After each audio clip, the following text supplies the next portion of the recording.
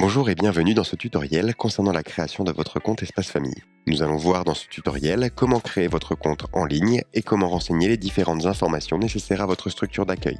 Attention, en fonction du paramétrage fait par votre structure, il est possible que certaines options ne soient pas visibles pour vous. Avant de commencer ce tutoriel, assurez-vous d'avoir le lien de l'espace famille fourni par votre structure. Celui-ci est sous la forme espacefamille.ega.fr/ suivi d'un numéro. Attention à ne pas chercher l'espace famille sur un moteur de recherche. Vous ne trouverez pas forcément celui concernant votre structure. Pour commencer, ouvrez un navigateur et renseignez l'adresse fournie par votre structure. Vous arrivez sur une page de connexion. En bas à droite de l'écran, vous trouverez un bouton « Créer un nouveau compte ». Vous pouvez cliquer dessus. Un formulaire s'ouvre et il faudra le compléter jusqu'au bout pour finaliser la création de votre compte. Attention, chaque champ marqué d'un astérisque est à compléter obligatoirement. La première étape concerne l'utilisateur parent de l'espace famille. Vous devez renseigner votre civilité, nom, prénom et adresse mail. Cette adresse vous servira notamment d'identifiant pour vous connecter à votre espace. Une option peut être activée par la structure, la participation aux activités. En activant cet interrupteur, cela permet à l'utilisateur parent, que vous êtes en train de créer, de participer à des activités. On peut retrouver cette option si la structure d'accueil propose des activités dédiées aux adultes. Une fois cette étape renseignée, cliquez sur « Étape suivante ». Vous allez pouvoir, dans cette seconde étape, renseigner vos informations personnelles, toujours paramétrées en fonction de ce que la structure d'accueil vous demande, puis cliquez sur « Étape suivante ». La quatrième étape concerne les informations professionnelles du parent utilisateur de l'espace famille. Une fois ces informations renseignées, vous pouvez cliquer sur « Étape suivante ». Si le parent utilisateur créé à l'étape 1 est autorisé à participer aux activités, vous pouvez avoir une étape vous demandant des informations supplémentaires sur le parent utilisateur. Une fois ces informations renseignées, vous pouvez cliquer sur « Étape suivante ».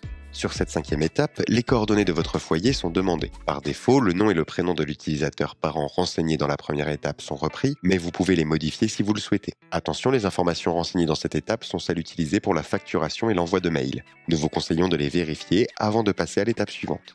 Concernant l'adresse, l'espace famille est lié à la base de données des villes et rues fournies par le gouvernement. Une vérification de votre adresse sera faite pour s'assurer que la rue saisie est bien dans la ville correspondante au code postal. En cas de problème pour la saisie de votre adresse, nous vous invitons à contacter votre structure pour les alerter.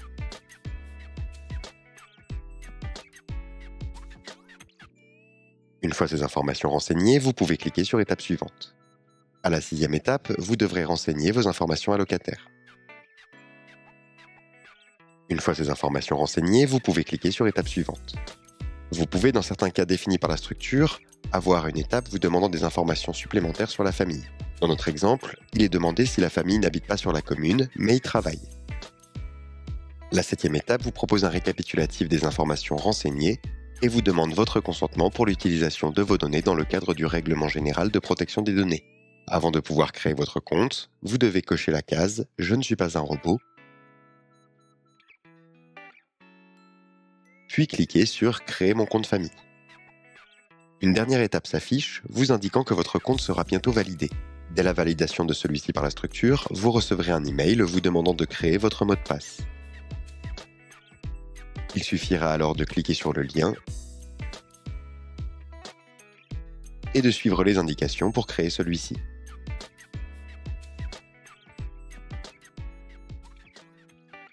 Vous pourrez utiliser votre adresse mail et votre mot de passe immédiatement pour vous connecter à votre espace famille. Il vous faudra alors consentir ou non à l'utilisation de vos données sanitaires, conformément au Règlement général de protection des données. Ce consentement ne vous sera demandé que lors de la première connexion à votre espace famille. Pour poursuivre la découverte de votre espace famille, nous vous invitons à consulter les autres tutos vidéo proposés en bas à droite de votre tableau de bord. Merci de votre attention et à bientôt sur d'autres tutos.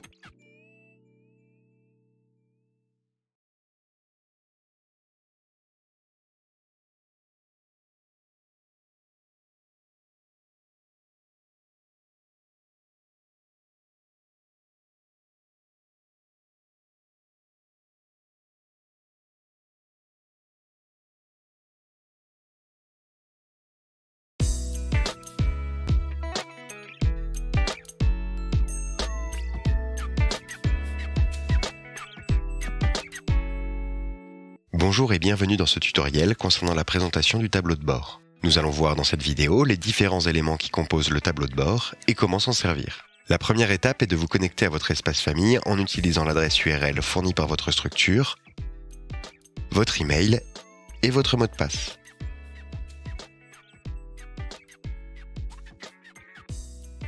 Le tableau de bord est l'élément principal de l'espace famille. C'est la page sur laquelle vous arrivez après la connexion. Elle comporte beaucoup d'informations et d'accès vers d'autres pages. Commençons par détailler le bandeau d'outils situé en haut de la page. Le bouton Accueil vous permet de revenir au tableau de bord depuis n'importe quelle page de l'espace famille.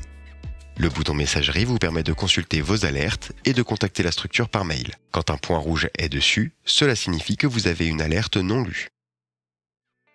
Le bouton avec votre prénom vous permet de modifier votre email ou votre mot de passe et de consulter votre historique de connexion. Le bouton de déconnexion vous permet, sans surprise, de vous déconnecter et de revenir à la page de connexion.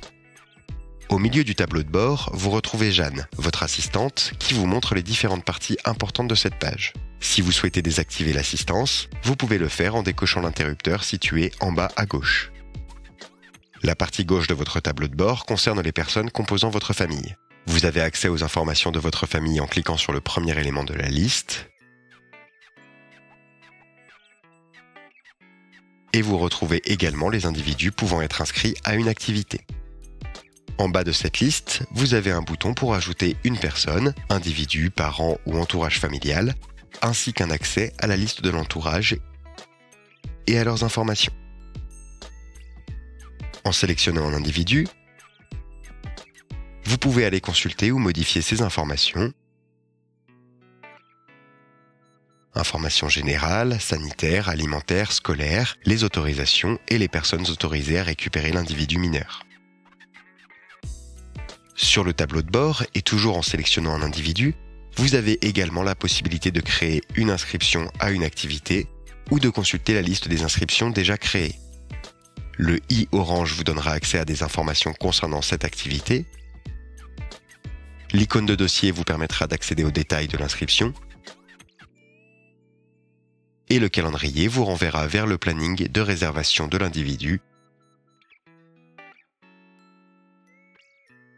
accessible également avec le bouton Planning. La partie Actualité vous donne les dernières actualités importantes de la structure. La partie Situation financière vous donne immédiatement en visualisation votre solde restant à payer et vous avez un accès à vos factures et à l'historique de vos paiements en ligne. La dernière partie concerne les documents. La première zone concerne les documents à envoyer à la structure. Certains peuvent être obligatoires et vont dans ce cas bloquer la possibilité de s'inscrire ou de réserver. La seconde zone regroupe les documents que la structure souhaite vous mettre à disposition. Pour poursuivre la découverte de votre espace famille, nous vous invitons à consulter les autres tutos vidéo proposés dans la partie Documents en bas à droite de votre tableau de bord. Merci de votre attention et à bientôt sur d'autres tutos.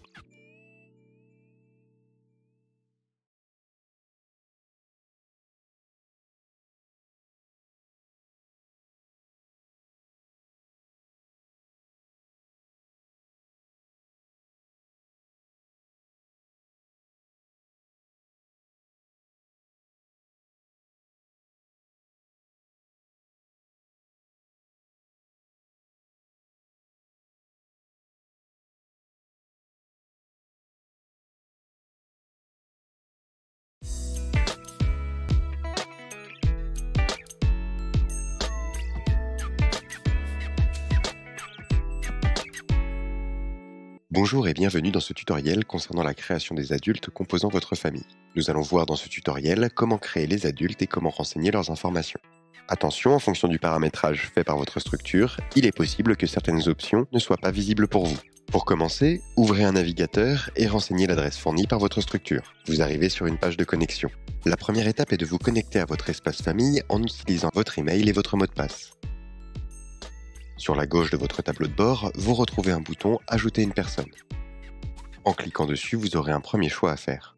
Ajouter un enfant, que nous verrons dans un autre tuto, ou ajouter un adulte qui pourra participer aux activités si la structure le propose, ou faire partie de l'entourage familial. Dans les deux cas, il faut cliquer sur le deuxième panel. Un formulaire s'ouvrira. La première étape est de renseigner les informations générales de l'adulte, civilité, nom et prénom. Si la structure propose des activités adultes et si cet adulte va y participer, vous pouvez activer l'interrupteur. Vous pouvez ensuite passer à l'étape suivante. La seconde étape concerne les liens de parenté avec les individus de la famille déjà créés. Il suffit de renseigner les liens de parenté et de choisir si cet adulte a l'autorisation de récupérer les enfants de la famille avec l'icône située à droite de chacun des enfants. À l'étape suivante, il vous sera demandé des informations personnelles complémentaires sur l'adulte. En bas de cette étape, vous pourrez choisir de dire ou non que l'adresse de l'adulte est différente de l'adresse de la famille en utilisant l'interrupteur, dans le cas de la création d'un voisin ou d'un grand-parent par exemple. Si l'adresse est différente, que vous la connaissez et que vous souhaitez la renseigner, vous pouvez la compléter. Sinon, vous avez également la possibilité d'activer le second interrupteur pour ne pas la compléter. L'étape suivante concerne les informations professionnelles de l'adulte. Vous pouvez les renseigner et passer à l'étape suivante. Une dernière étape récapitulant votre saisie sera proposée et il vous suffira de cliquer sur Créer l'adulte pour finaliser sa création. À noter que selon le paramétrage de votre structure d'accueil, vos modifications peuvent être soumises à validation de la part de la structure. Dans ce cas, un mail vous sera envoyé pour vous avertir de la validation ou du refus de vos modifications. Pour poursuivre la découverte de votre espace famille, nous vous invitons à consulter les autres tutos vidéo proposés en bas à droite de votre tableau de bord. Merci de votre attention et à bientôt sur d'autres tutos.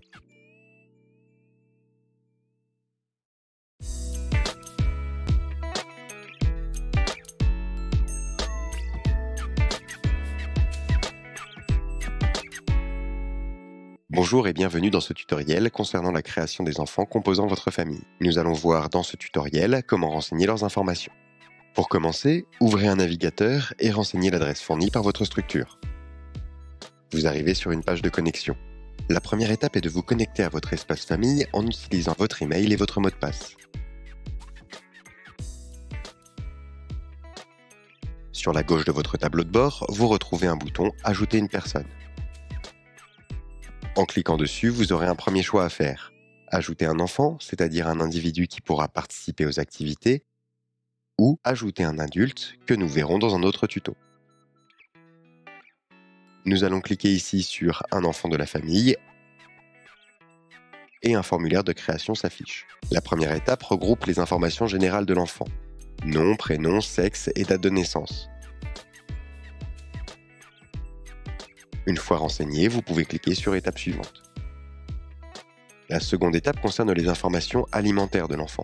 Vous pouvez renseigner un petit texte informatif avant d'indiquer son régime alimentaire, puis passer à l'étape suivante. Dans cette troisième étape, vous pouvez renseigner les liens de parenté et modifier l'autorisation du parent à venir récupérer l'individu avec l'icône à droite de chaque personne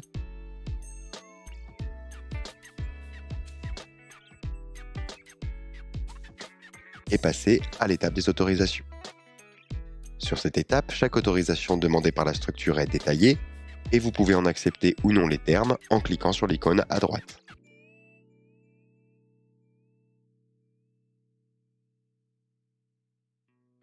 L'étape d'après n'est pas forcément rendue visible par toutes les structures et concerne des informations complémentaires. Dans notre exemple, il est demandé si l'enfant apporte un panier repas dans le cadre d'un PAI. Nous passons ensuite aux informations médicales. La première information à renseigner est le médecin. Si jamais le médecin de l'enfant n'est pas dans la liste, vous pouvez le rajouter en cliquant sur l'interrupteur. Dans ce cas, vous aurez la possibilité de rajouter son nom et son numéro de téléphone. Il vous faut ensuite rajouter les différents vaccins de l'enfant en cliquant sur le plus, puis en indiquant le vaccin et la date de vaccination.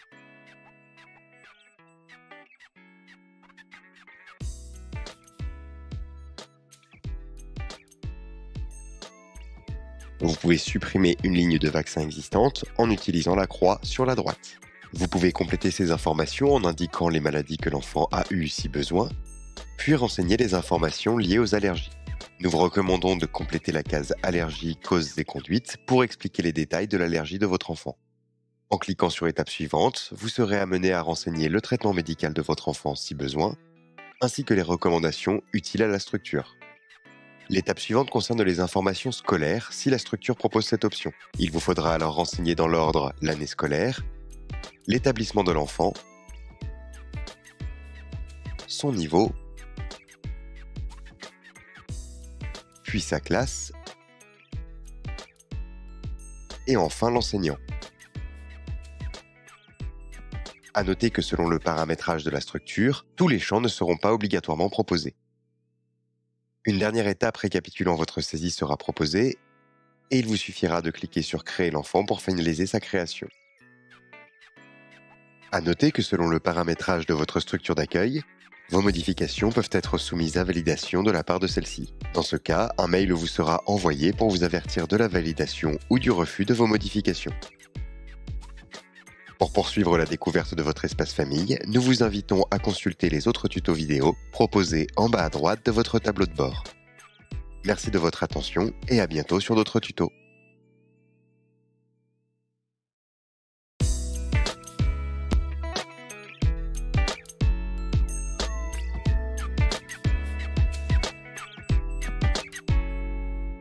Bonjour et bienvenue sur ce tutoriel concernant la planification d'un modèle de semaine sur une période.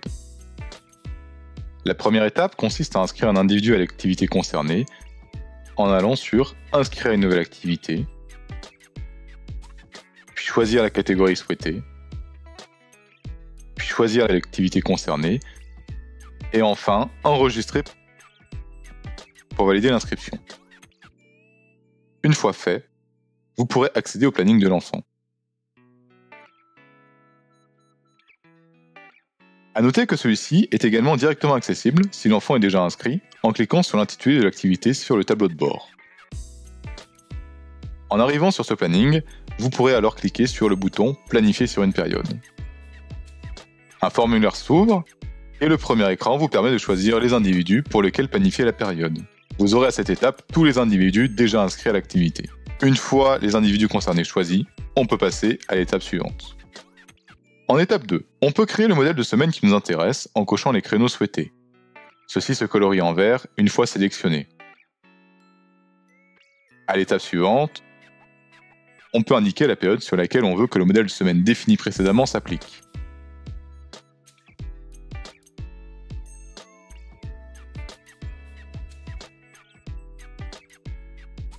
Selon le paramétrage de votre structure, les dates disponibles peuvent être différentes. 3 choix sont possibles, toutes les semaines, semaine paire, semaine impaire. Si des créneaux avaient déjà été réservés et que votre structure autorise les annulations, vous pourrez alors au choix les rajouter à ceux déjà réservés ou annuler tous les jours réservés et les remplacer par la nouvelle planification. En validant, on se retrouve sur l'étape suivante. Ici, il est proposé de recevoir un mail récapitulatif. Si vous ne souhaitez pas le recevoir, décochez la case et enfin cliquez sur « Planifier le modèle de semaine ». La génération des réservations va alors se lancer. Cette opération peut prendre plusieurs minutes. Si vous faites une planification sur téléphone, le mode veille de celui-ci sera désactivé durant tout le temps de chargement. Au terme de la planification, vous aurez un écran récapitulatif qui validera vos réservations. Si ces dernières n'ont pas pu être faites à cause des règles de réservation de la structure, vous en serez alerté à cette étape. Merci de votre attention et à bientôt sur d'autres tutos.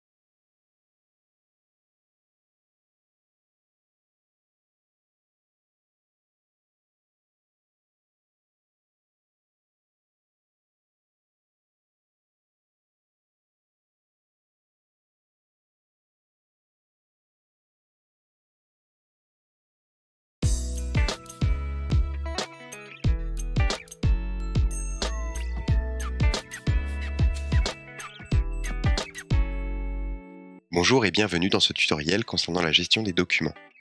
Nous allons voir dans ce tutoriel comment envoyer les documents demandés par la structure et comment récupérer des documents informatifs. La première étape est de vous connecter à votre espace famille en utilisant l'adresse URL fournie par votre structure, votre email et votre mot de passe. En arrivant sur votre tableau de bord, vous avez en bas à droite la partie Mes documents, détaillée en 3 éléments. Mes documents à envoyer, qui liste tous les documents vous concernant attendus par la structure. Documents information, qui liste les documents fournis par la structure. Et tutoriel vidéo espace famille, qui vous donne accès aux différents tutoriels vous aidant à utiliser votre espace.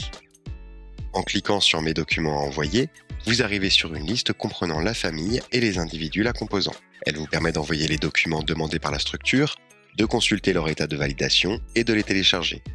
Le nombre dans le carré rouge à côté du nom permet de voir le nombre de documents obligatoires restant à envoyer. La première des choses à consulter est la légende. Elle vous donnera des informations essentielles pour bien appréhender cet écran. En cliquant sur un élément de la liste, vous pourrez voir le titre du document et son caractère obligatoire ou non. Vous avez la possibilité d'envoyer un document à la structure pour qu'elle puisse le valider. Pour cela, il suffit de sélectionner un fichier avec le bouton ou de glisser-déposer un fichier, puis de cliquer sur Envoyer le document. Il sera ensuite consulté puis validé ou refusé par la structure. Une pastille orange indique qu'un document a été envoyé et est en attente de validation, et une pastille rouge indique que la structure a refusé le document, et vous pouvez en connaître la raison en cliquant sur la ligne du document refusé. En cliquant sur la ligne du document envoyé, vous pouvez voir le détail de chaque document, et vous avez la possibilité de le télécharger. Attention, le fait de ne pas envoyer tous les documents obligatoires peut vous bloquer dans vos inscriptions et réservations. En revenant sur le tableau de bord, vous retrouvez la seconde partie concernant les documents de la structure. En cliquant dessus, vous accédez à la liste de tous les documents que votre structure d'accueil vous met à disposition. Pour télécharger un document, il suffit de cliquer sur le bouton Télécharger. Pour poursuivre la découverte de votre espace famille, nous vous invitons à consulter les autres tutos vidéo proposés en bas à droite de votre tableau de bord. Merci de votre attention et à bientôt sur d'autres tutos.